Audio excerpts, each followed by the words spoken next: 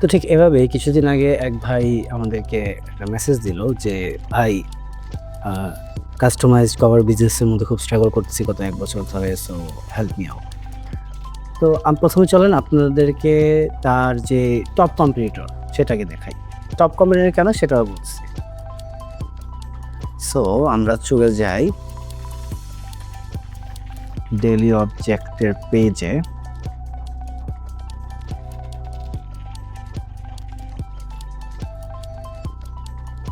ওকে, so আমরা যদি তার যে টপ কম্পিটিটর তাদের পেজটা যদি দেখি তাহলে এখানে দেখতে পারবো যে এখানে প্রথমত আম তাদের যে কাস্টমাইজ যে প্রোডাক্টগুলো আছে সেই প্রোডাক্টগুলো তারা শোকেস করছে। তার সাথে হচ্ছে গিয়ে প্রতিনিয়ত তারা রিল ভিডিও দিতেছে, প্লাস হচ্ছে গিয়ে যে তাদের যে সোশ্যাল মিডিয়া পোস্টার সেগুলো তারা ইউজ করতেছে। এখানেও রিল ভিডিও আছে। আ মোদ্দা কথা যে তার যে প্রোডাক্ট সেই প্রোডাক্টের যেই টপ যে ফিচার্সগুলো সেগুলো শেয়ার করতেছে। তো এইটার মধ্যে আর তার বিজনেস মধ্যে পার্থক্যটা কোথায়? পার্থক্য হচ্ছে গিয়ে উনি জাস্ট নরমালি তার কভারের ছবি হাতে নিয়ে পোস্ট করতেছে এবং সেটা দিয়ে তিনি বুস্ট চালাচ্ছেন। মানে টিপিক্যাল যে Facebook বুস্ট সেই অপশনটা ইউজ করে সে তার পেজে প্রমোশন চালাচ্ছেন। তো এই যে যেটা হইতেছে যে উনি একদম যেটা বলে যে সঠিক যে ব্র্যান্ড গাইডলাইন এরকম কোনো গাইডলাইন তার নাই। তো আমরা কি করি সেটা আগে বলি। কেন বললাম যে টপ কম্পিটিটরের কথা?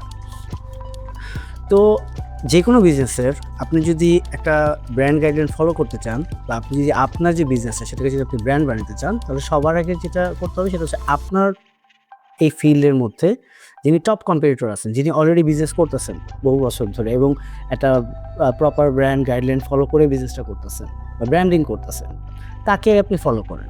তার আইডিয়েশনগুলোকে দেখেন যে তিনি কী করতেছেন। কপি করা বা ফলো করা এটা দোষের কিছু না। মানে ব্র্যান্ডিংয়ের ক্ষেত্রে এটা সব বিজনেসই কম বেশি করে।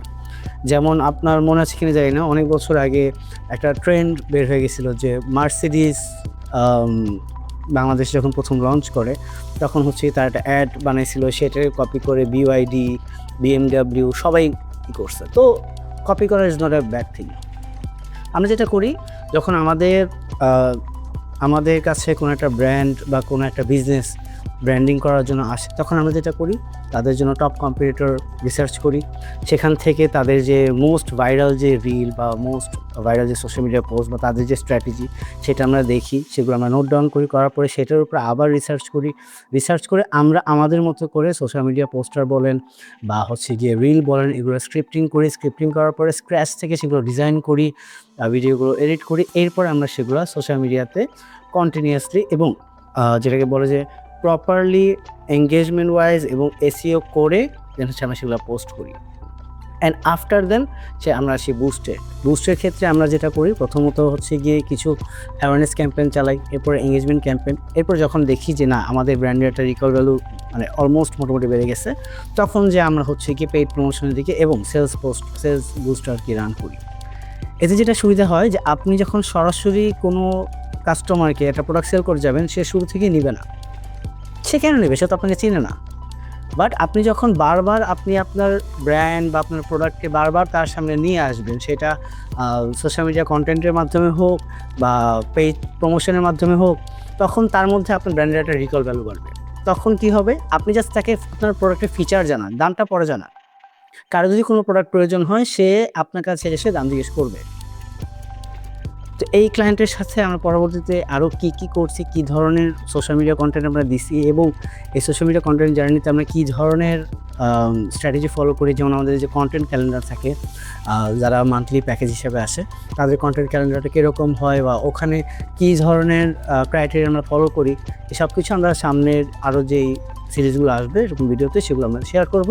সো সেই ভিডিওগুলো দেখার জন্য অবশ্যই ফলো করুন। আশা করছি দেখা হবে পরবর্তী ভিডিওতে। আর এরকম কোনো ধরনের বিজনেস আইডিয়া যদি আপনার মাথা থেকে অথবা রানিং বিজনেস থাকে যেটাকে আপনারা ব্র্যান্ডিংয়ের দিকে আগাতে চাচ্ছেন, অবশ্যই যোগাযোগ করুন। আল্লাহ হাফেজ।